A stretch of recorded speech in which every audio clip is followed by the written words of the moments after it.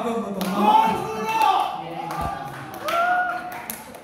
동남아 순회 공연을 하신 것도 아니고 배우 직장 두 곳을 다녀온 예, 경남도남위원장 송수롱 반갑습니다.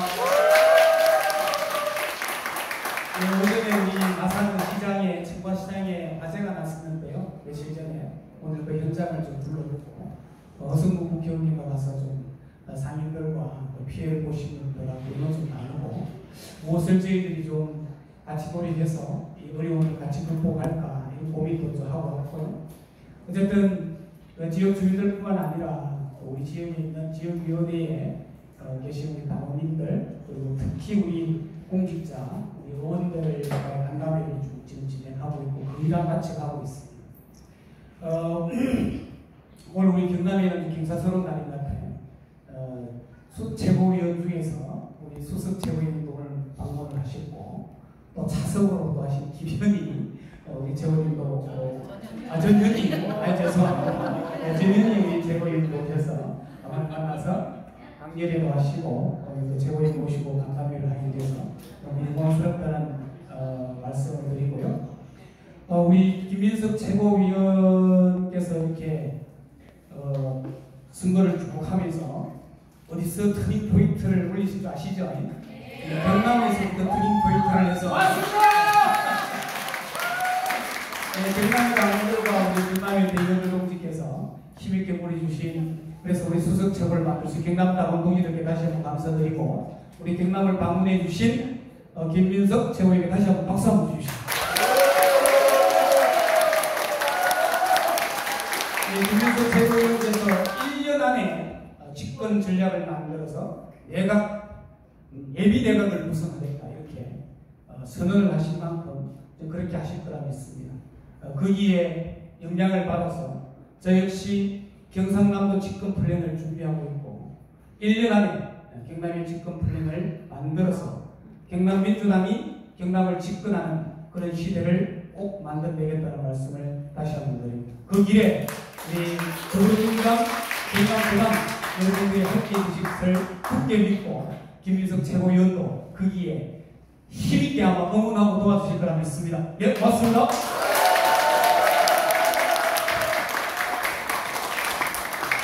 네, 감사합니다. 네, 지난주 목요일 저녁 바로 이 자리에서 파괴 행사가 있었는데요. 바로 도당위원장과의 식사 현장이었습니다. 네, 이렇게 새로운 것들을 해내고 계십니다. 앞으로 송순호 위원장님이 이끌어갈 경남 도당이 더욱 기대가 됩니다. 송순호 위원장님께 다시 한번 힘찬 응원의 박수 부탁드리겠습니다. 네, 잠시 늦게 도착하신 예비님 소개 올리도록 하겠습니다. 저희 미래한창 우서영 지역위원장님 참석해 주셨습니다.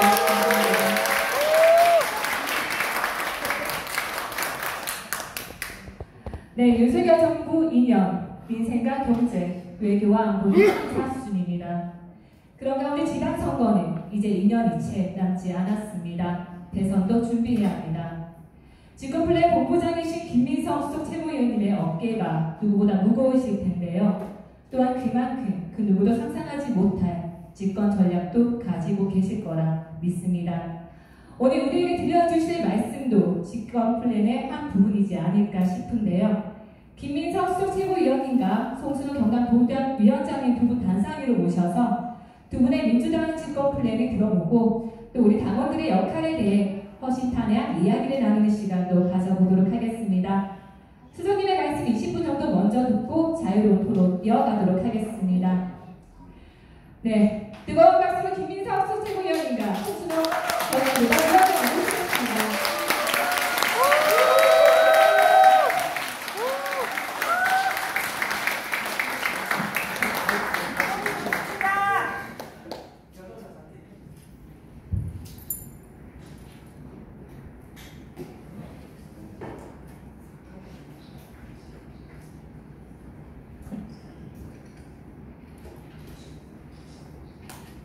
안 바쁘세요? 아니, 토요일날 저녁 7시에 집에도 안 계시고 이렇게 다들 계신 거 보니까 한편으로는 반갑고 좋으면서 좀 걱정되기도 하고 죄송하게 받았습니다. 저는 우리 송순호 위원장이 오늘 결혼식 특별히 두 군데를 갔다 오셨는데 저는 서울의 결혼식을 3개를 빼먹고 지금 오늘 빼먹은 중에는 서영교 전 최고위원 딸내미 결혼식을 결혼식이 있는데 제가 그 서영교 전 최고위원도 후배지만 그 신랑이 제 고등학교 때 학부모예요. 그래가지고 저 어제 문자도 오고 전화로 형 안 와? 제가 약속이 돼서 이렇게 했습니다. 오늘 토요일날 이 시간에 늦은 시간에 이렇게 뵙는 것이 참 죄송한데 특별히 죄송한 것이 우리 또 전현희 최고위원께서 3시 반에 그때도 오셔서 지금 3시 반, 4시 반 하고 한 2-3시간 여기서 근처에 이렇게 아주 좋은 시간을 온밤에서 보내신 분들 좀 계시죠? 네. 전현희가 잘못했냐, 김민석이 잘못했냐 절대 그런 건 따지지 마시고요. 저는 다시 지난주에 오기로 했다가 여야 대표회장 준비 때문에 지난주에 갑자기 약속을 취소하고 서울로 돌아가셨어야 됐습니다. 그래서 오늘 내일 봉화 평산 일정이 있어서 오늘 와야 되겠다고 며칠 전에 약속을 잡았는데 우리 전 최고가 오셔서 좋은 시간을 가졌을 것이니까 누가 먼저 약속을 잡았는가, 누가 늦게 잡았는가, 누가 우리를 이렇게 불편하게 했는가, 절대 그런 거 대단하지 마시고 둘 다 미워하지 마시고 결론은 우리가 2018년도에 전국적으로도 그렇고 경남에서도 현재까지 우리가 제일 좋은 성적을 낸 건데요. 지방선거 2024년, 그러니까 26년 선거에서 그때와 비교하거나 더 좋은 성적을 내서 도지사도 이기고 또 시장도 그렇고 광역기초위원도 최대한 많이 이기는 거, 정권 교체가 첫째로 중요하고, 그리고 지금 정권 교체를 이루는 시간이 통상적인 시간으로 3년이가 될지 좀 더 당겨질지, 같은 시간에 대선과 지방선거 치르게 될지 다 지금 현재로서는 단정하고 예측하기는 어렵지만, 그러나 그것만큼이나 중요한 것이 그런 지방선거 승리 아니겠습니까? 그것을 위해서 이제 우리 모두가 달려가야 하는데요. 오늘 그런 차원에서 오늘 자리가 저희들이 이런저런 그런 어떤 이야기와 생각을 조금 더 정리하고 시작하는 또 하나의 기회가 되었으면 좋겠습니다. 오늘 오후에 제가 대전을 갔다 왔는데 대전 시장에서 당원간담회를 했는데 저도 생각 이상으로 굉장히 많이 많이 오시고 거의 1시간 반 이상 굉장히 이렇게 밀도 있고 깊이 있는 그런 토론과 간담회 시간이 됐었습니다. 제가 이제 이번에 최고위원들이 된 다음에 각자 역할들을 조금씩 이렇게 의논해서 나누고, 그래서 발언을 할 때도 중복되지 않게 하고 의견을 나누고 그렇게 했는데 대표님하고 상의를 해서 각각 역할을 맡고, 저는 주로 당무 전반과 선거 관련한 직도부된 그런 부분들을 조금 이렇게 더 좀 신경 쓰는 쪽으로 그렇게 하고 있습니다. 말씀드렸던 대로 아마 전당대회 이후에 각 지방을 돌면서 제일 자주 당원 여러분들이라든가 기부했고 그렇게 하게 되지 않을까 싶고요. 거의 며칠 전에 우리 홍순호 위원장님 서울에서 뵀습니다. 제가 전당대회 끝날 때쯤에 이렇게 생각을 해보니까 5등 안에는 될 것 같더라고요.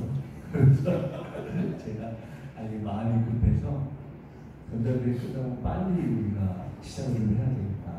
그래서 전당대회로부터 한 달을 우리 당 전체 입장에서 전략 수립의 달로 생각을 하고, 우리 당 전체가 각 시도당부터 시작해서 중앙당이 다 전략을 만들어가는 축적되면서 종합되는 기간이었으면 좋겠다 해서 사실은 제일 먼저 부의령부터 시작해서 시도당 차원에서 다 지방선거와 대선까지 있는 전략, 과제 이런 것들을 좀 준비를 해서 중앙당에 있는 분들하고 토론을 좀 했으면 좋겠다는 말씀을 제안한 적이 있습니다. 그래서 그 1차 논의를 저희들이 이미 했고, 그런 식으로 각 과정들을 쭉 이렇게 하는 것이 되고 정리를 해서 제가 선거 기간 내내 말씀드렸지만 통상적으로는 지방선거로 따지고 2년 그로부터 1년 전이라고 하고 지금부터 1년 약간 몸이 저 남는데 그때쯤부터 이런저런 시작하면 사실은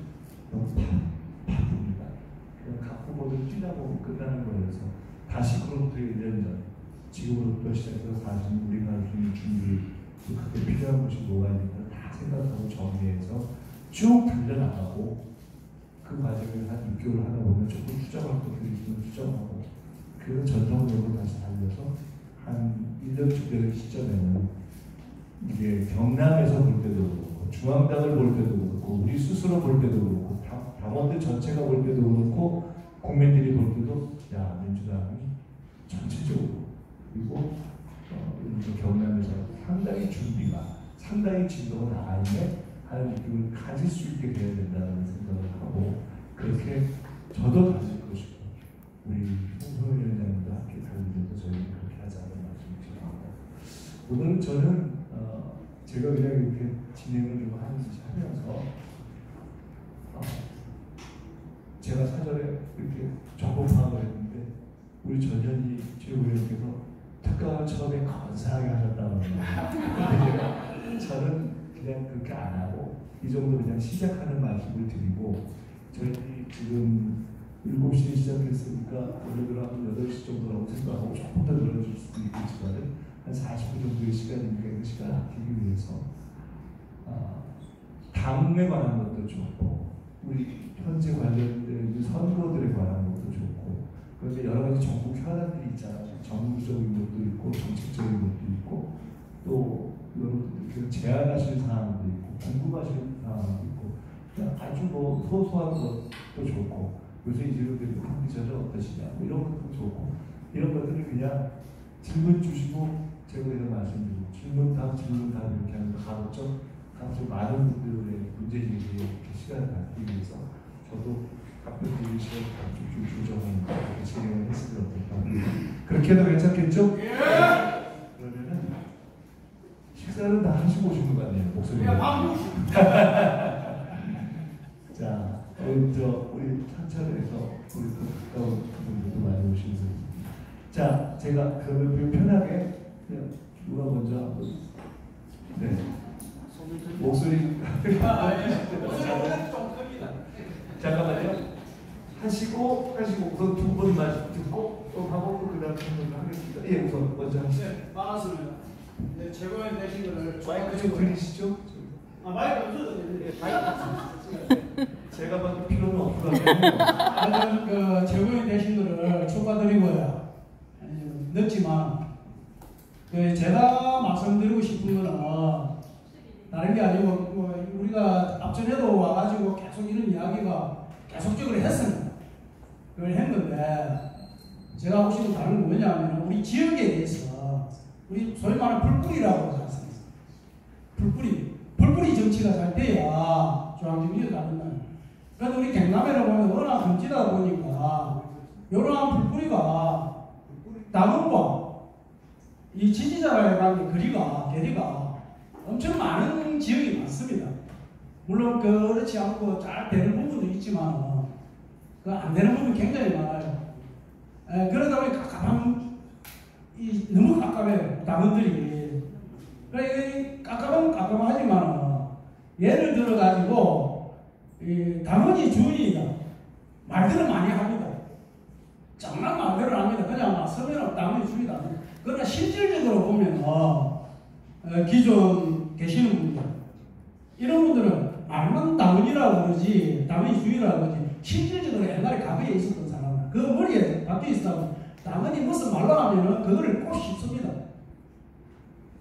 오히려 당원을 갖다가 소위 말하면 뭐라 해야 되나 죄송하지만 예. 여러분 예, 죄송합니다. 그래서 이 부분에 대해서 우리 좀 앞전에 우리가 전 당원에 가다가 우리 지금 우리 당위원장님께 우리 동당위원장님께 우리 통일령에 대한 거를 한번 올린 것도 있습니다. 그런데 이 자질이 안 되는 사람들을 갖다가 중앙에서 막 꼬아뛰는 이런 경우가 있어요. 제발 못하겠는데 그러지 마시고 갱선을 하고 만일 갱선이 안 되고 단독이 났을 때도 당원의 3분의 2가 찬성이 됐을 때 그거를 하시든 이래야지 그냥 중앙에서 그냥 몇 사람 만나가지고 오케이 지금 이게 뭔가 지금 이게 뭔가 우리가 그런 거를 제가 하고 싶은 말이 길어서 죄송합니다. 앞으로 하실 때는 이 갱선을 무조건 갱선을 해야 돼요. 갱선이 안 될 때는 단독 나설 때도 당원의 3분의 2가 찬성됐을 적에 이걸 해야 된다. 저는 그거를 좀 요구하고 싶습니다. 예, 죄송합니다. 너무 길었습니다.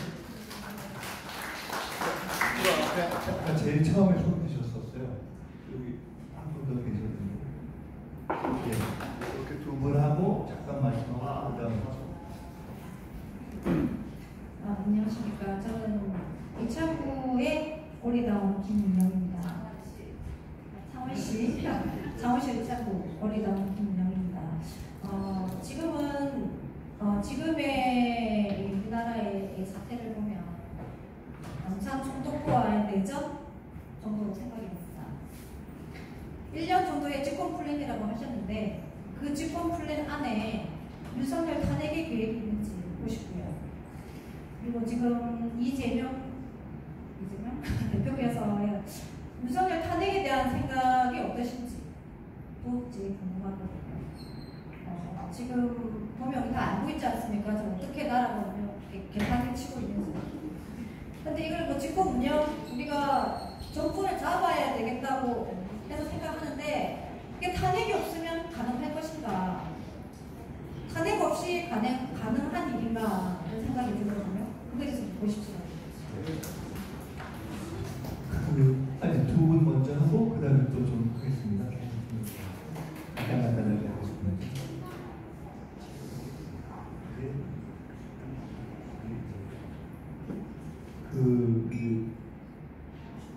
우리 당의 전반적인 방향이 지역위원장뿐만 아니라 앞으로 이제 각 공직선거에 있어서 큰 틀에서는 경선을 원칙으로 하는 방향으로 갈 겁니다. 나온 주권의 힘으로.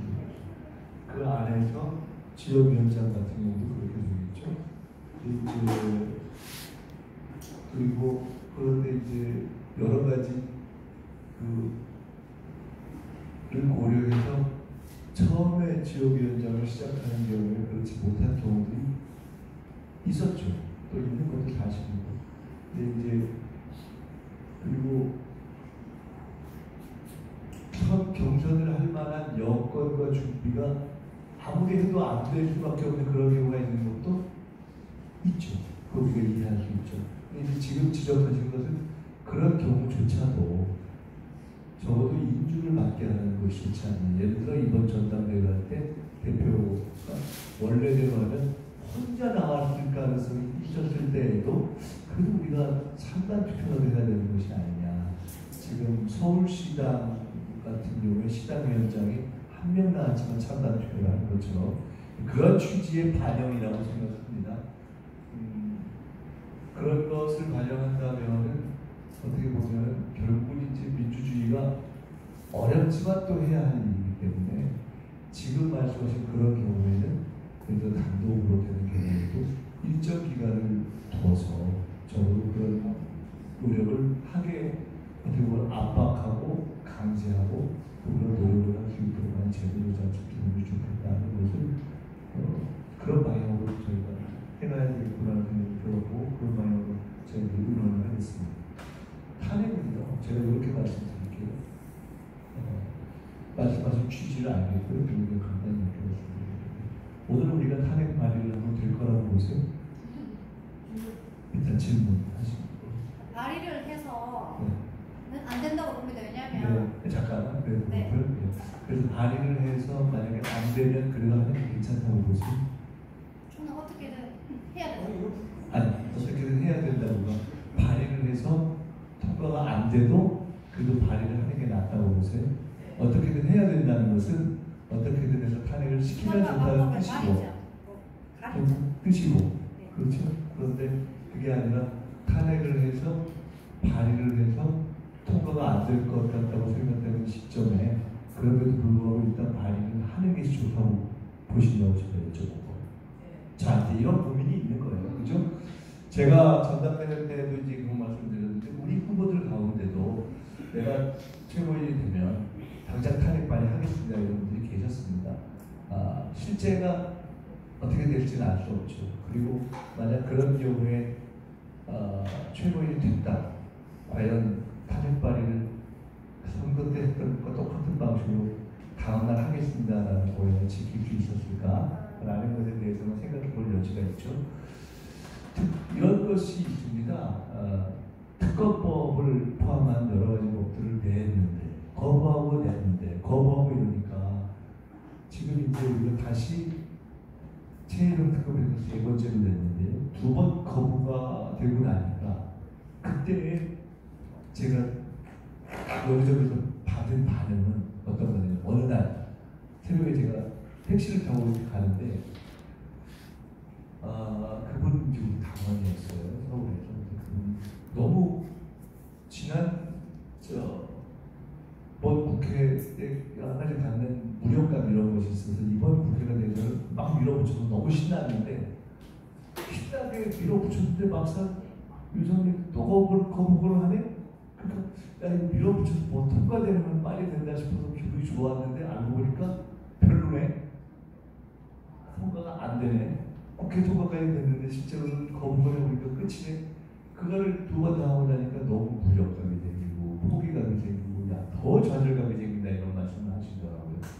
자, 그때 우리는 두 가지 선택에 대한 당원들의 의견을 듣습니다. 하나는 지금 말씀처럼 나이가 했는데 안 되니까 더 포기감이 들고 더 무력감이 있다.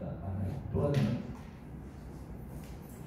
그러니까 바로 탄핵하자 이런 얘기가 우리 당원들 중에 또는 우리 국민 중에 상당수가 탄핵을 하면 되는데 민주당이 정신 못 차리고 왜 탄핵을 안 하지?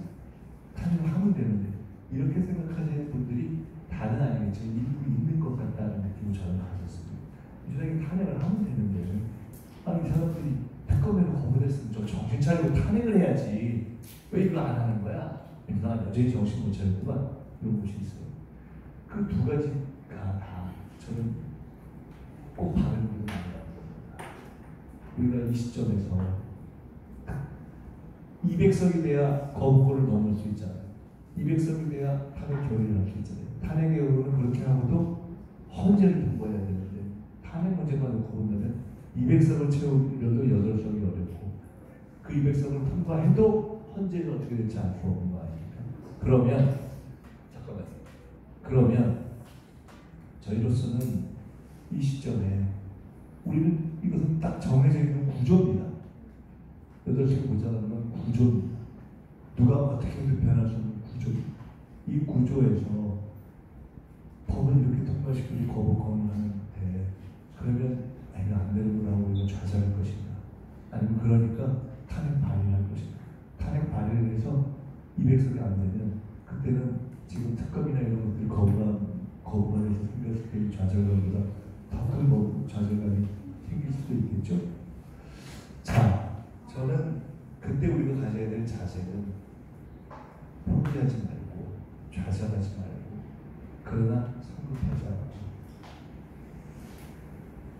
강하게 의지를 갖고 그리고 지혜롭게 그 길을 뚫어내야 된다고 그 길을 어떻게 뚫는 것이냐 직구가 안 되면 변화고 또 변화가 안 되면 또 잠시 다른 공을 던졌다가 던질 수도 있는 거죠. 그것이 우리의 숙제인 거죠. 탄핵은 자 일단 여기 전제를 설명했고요.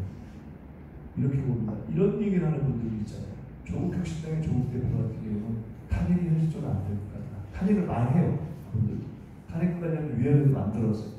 근데 그것이 안 될 것 같다고 얘기한 것도 먼저 했어요. 안 될 것 같으니 개헌을 하자고 한 것도 조국 혁신당의 조국 대표예요.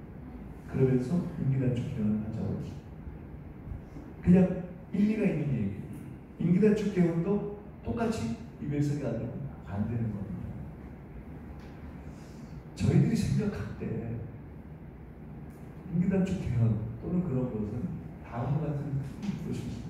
국민들은 탄핵을 할래 개헌을 할래 하면 탄핵을 선택할 가능성이 마음으로 왜 개헌이라는 게 윤석열 대통령에게 일정 그 위치를 인정해주고 협의를 통해서 하는 걸 왜 그렇게 해야 하는지 생각하는 면이 하나가 있습니다. 그리고 그런 노력을 다 한 뒤가 아니면 해도 안 된다. 해서 그럼 대만이라도 해볼까? 라고 그때 비로소 그렇게 또 마음이 더 갈 가능성이 있다고. 표로만 놓고 보면 국민의힘의 8석을 움직여야 되는데 그 사람들이 탄핵에 동의할 가능성과 개헌에 본인들이 생각해도 너무 엉터리다라고 할 때 개헌에 동의할 가능성과 통상 정치권에 있는 예상에는 후자 개헌에 동의할 가능성이 1이라도 더 높을 가능성이 있다고 생각합니다. 그리고 탄핵이든 개헌이든 그 모든 것은 빌드업이 필요하겠죠. 자, 이제 정리를 하겠습니다. 종합하자면 우리는 현재의 상황을 냉정하게 봐야.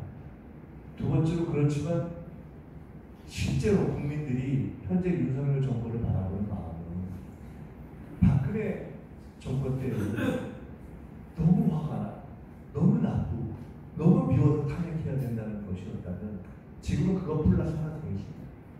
이대로 가면 나라가 망하는 거야. 너무 걱정인데 견디기가 어려워. 그렇게 딱 미워하지 않는 것조차 야 이게 1년 2년 버틸 수 있을까? 라는 생각의 영역이 전 존재한다고. 그때와 좀 다릅니다. 그러나 그 생각의 영역이 존재한다고 해도 아까 말씀드렸던 그런 구조가 변하지 않습니다. 어려운 그대로 있는 거예요. 8석과 현재. 그러면 우리는 그때 어떻게 해야 하느냐.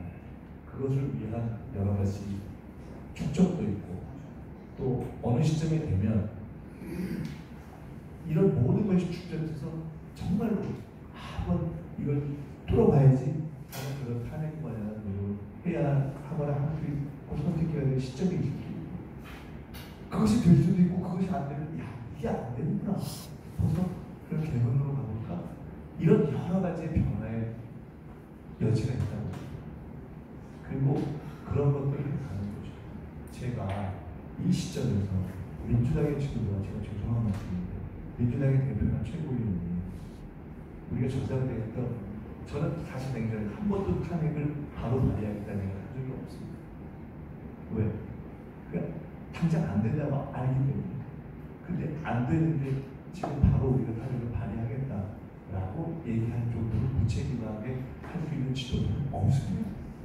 그렇기 때문에 그러면 우리는 그 준비를 해야 되는 거죠. 지금까지 우리가 체제별 특검을 가지고 했잖아요. 제가 이번 전당대회 끝난 바로 다음날 7일 그러니까 저희 뉴라이트들 공직에 취임 못하게 하자라는 법을 우리가 내자라는 것을 이번 전당대회 과정 중에 맨 마지막 경기 서울 때부터 제가 그걸 공식적으로 주장했습니다. 그리고 전당대회가 끝나고 첫 최고위원회를 할 때 우리가 그때까지는 체제별 특검과 민생 두 가지의 주된 전선이 있었습니다. 근데 이 친일 문제를 주된 전선으로 올려서 우리가 그에 대한 문제 제기를 하자고 제기했고 공감을 얻었습니다. 그렇게 해서 공직자 취임 못하게 하는 법도 당론으로 만들고 제기해서 우리가 어찌 보면 그와 관련한 새로운 하나의 전선이 생긴 겁니다. 거기에 최근에 의료대란 문제가 추석 때까지가 큰 대란이 들어가면서 어느 정도 원래 우리가 가지고 있던 체계별 특검과 민생 전선에 이 친일 문제에 대한 전선과 의료대란에 대응하는 전선 두 개가 생긴 겁니다. 그러면서 약간 우리가 전선이 넓은 상황에서 다시 체계별 특검 3자 이 특검을 내는 과정이 있었지 않습니까? 이러한 노력, 제가 아까 짓고 변하고 뭐 이런 등등을 말씀드렸지만 해서 두 번까지 우리가 했을 때 40분들이 내부에 피로감이 있었습니다. 약간의 무력감. 근데 그런 상황에서 우리가 어떻게 다시 한번 또 상황을 전면으로 정비하고 전선을 확대해야 되는가라는 고민을 하는 겁니다. 그리고 이렇게 하면서 빌드업을 하는 거죠. 그리고 오늘도 아마 질문이 나올 수 있겠습니다만 그런 과정에서 우리가 개헌 문제도 제기하고 여러 가지 있지 않습니까? 그리고 의료대란 문제도 나오고 이런 과정에서 사실은요 굉장히 우리가 비판하고 국민적인 분노가 있었지만 탄핵에 대한 그 발의 청원이 매우 높았을 때도 그때와 비교하고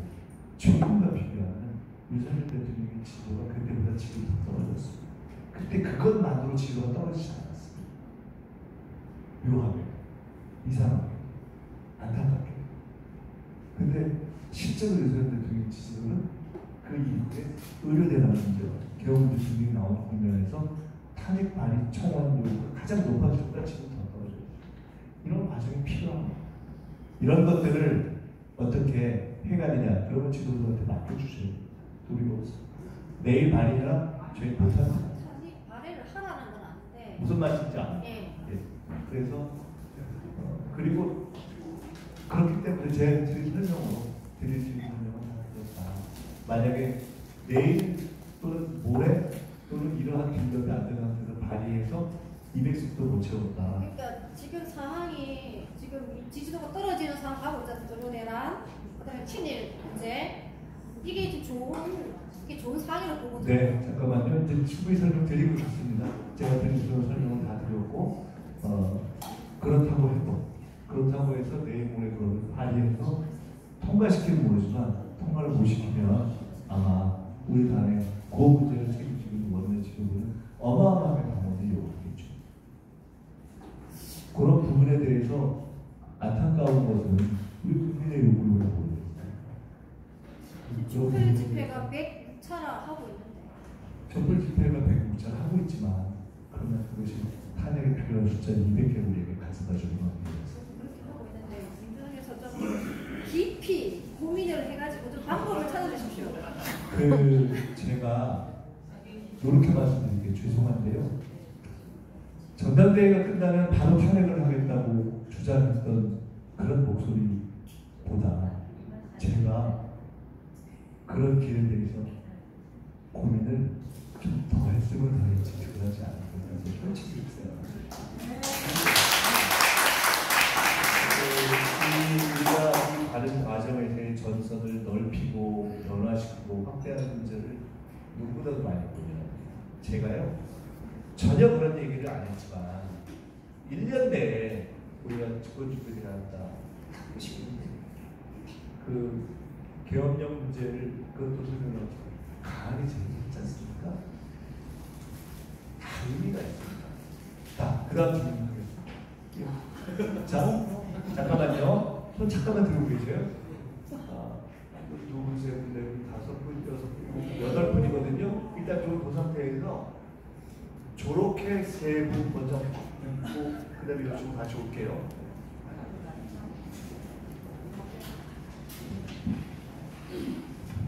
예, 반갑습니다.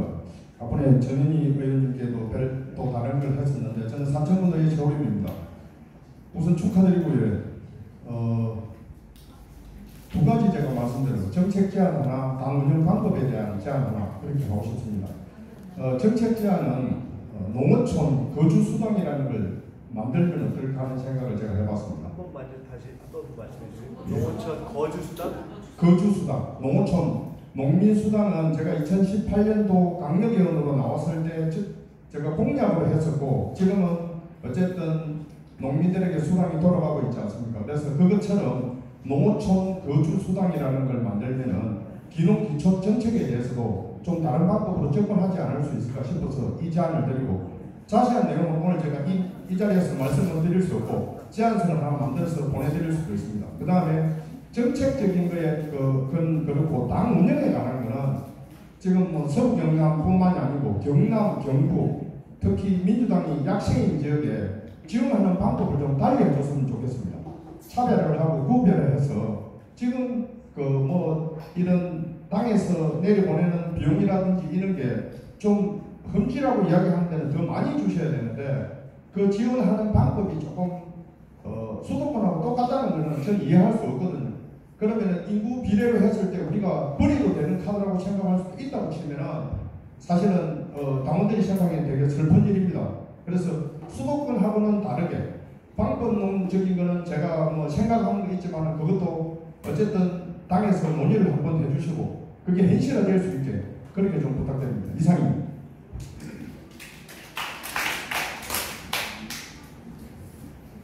네, 최고위원님 반갑습니다. 저는 진주에서 온 양동훈 당원입니다. 지금 우리가 윤석열 정권 타도보다 더 큰 이슈가 우리 당이 좀 안고 가야 할 게 있다고 저는 생각합니다. 검투세 문제 아시죠? 지금 검투세 문제로 우리 당이 정말 위기에 봉착할 수 있다 저는 그렇게 생각합니다. 심지어 서민을 이해하는 척하는 더불어민주당이 아니라 더불어 사모펀다. 검투세 폐지 안 하면 민주당 당사 앞에 돌 던지고 하겠다. 심지어 우리 이재명 대표의 이름을 딴 제명세, 검투세가 아니라 그렇게 지금 우리 700만 개인 투자자들이 지금 원성이 높습니다. 사실 지금 투자자 많이 빠져나오고 있습니다. 우리 당이 지금 검투세 문제 내년에 유예돼요. 내년까지. 이 문제 정말 저는 우리 집권 전략에 상당한 차질이 오지 않을까 심히 당으로서 우려스럽습니다. 우리 최고위원께서 이 부분에 대한 견해를 말씀 듣고 싶습니다. 이상입니다. 아까 여기까지인가요? 세 분이. 안녕하십니까. 저는 체육관리단 강동원. 조금 아까 전현희 의원 오셔가지고 사회자가 기회를 안 줘서 이야기를 좀 할 게 있어서 잠깐 얽고 가겠습니다. 잠깐만요. 제가 이거 꼭 받아야 되는 강해집니다. 약간 금방 줘보세요.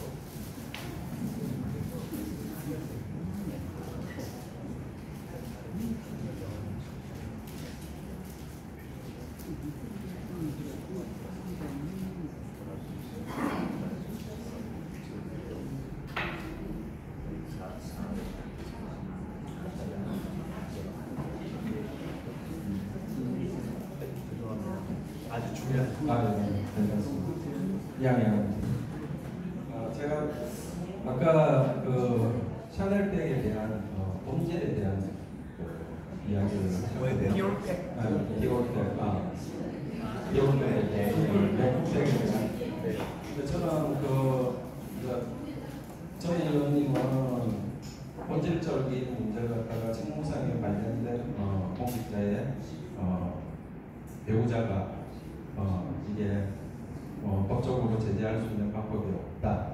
그다음에 그게 해당되지 않는다. 그러니까 역으로 그렇게 배우자에 대한 직무로 확대시켜서 가면 당연히 직권 그 배우자에 대해서 법적인 조치를 갖다가 책임을 물을 수 있다 이렇게 이야기하셨는데 일단 제가 아는 그리고 또 제 주위에 있는 분들의 의견을 따르면 우리가 한 사회를 갖다가 구성해서 나가는데 법은 최소한의 상식이지 않습니까?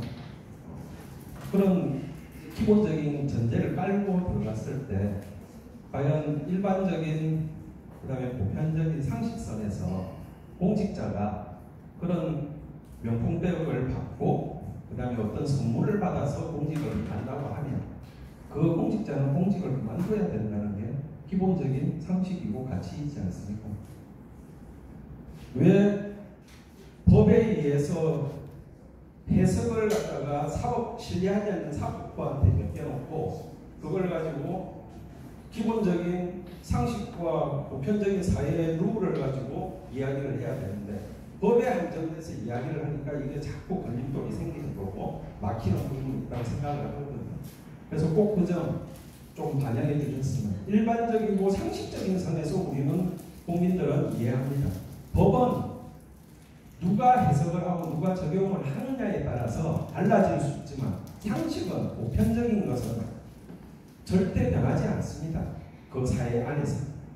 그걸 보다 더 강조드리고 싶고 그 다음에 저는 조금 구체적으로 몇 마디 올리고 싶은데 이 명품백하고 법인카드 문제, 법카 문제 그 다음에 특활비 이 문제를 갖다가 공직자 선 안에서 한 묶음으로 패키지로 싸서 갖고 가야지 국민들도 이해하기 쉽고 그래 우리가 선출하고 우리가 뽑는 국회의원들 그 다음에 열심히 공부해서 자기 전문 분야에서 공직 활동을 하고 있는 사람들은 최소한 이 세 가지 문제에 대해서는 항상 국민들이 주시하고 있다는 그런 대외적인 눈이 감시받고 있다는 그런 상태에서 자기가 공직에 임해야 된다는 걸 당연한 걸로 생각합니다.